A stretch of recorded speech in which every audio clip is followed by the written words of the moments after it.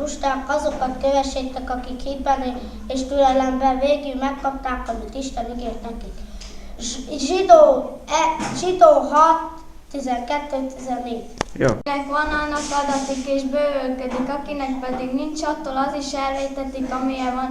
Ezért beszélek nekik példázatban, mert látván nem látnak, és hallván nem hallanak, és nem értenek. Beteljesedett rajtok Ezsaiás jövendőlése, látván lássatok, de ne értsetek, hallván halljatok, de ne ismerjetek. Máté 12, 13, 14.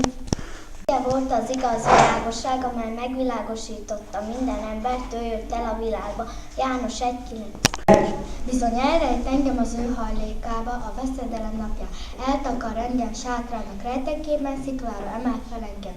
Zsoltárok 27. Az Urat, mint ti népek, dicsérjétek az Urat, mint ti nemzetek, mert meg az ő szeretete irántok. Dicsérjétek az Urat. Zsoltárok 117.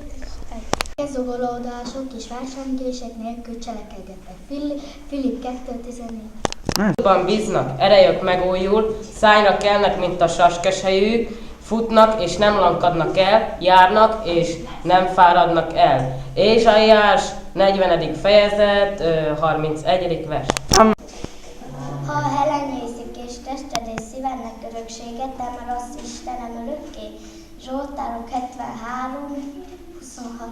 Nem imádkozzatok, hogy ellen tudjatok állni a szellem készítésnek, mert a szellemi készítés olyan gyenge, de az ember érzelmek annál gyengébbek. Máté 6.41.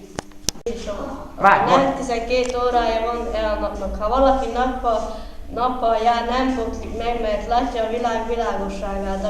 De aki éjjel jár, megbotlik, mert nincs benne világosság. János 11.9. Jó. Elfejegen tüntető ítélet azokat, akik a Krisztus Jézusban élek. Miért, mert én a Krisztus Jézusban élek? Jó vagy a szent. Az Úrnak rendelései helyesek, megvidámítják a szívet. Az Úrnak parancsolata megvilágosítja a szemeket. Zsoltár 19. Az Úrnak, dicsérjétek az Urat, mert ő a szegény embert kimenti a gonosz kezéből. Jeremiás 20.16.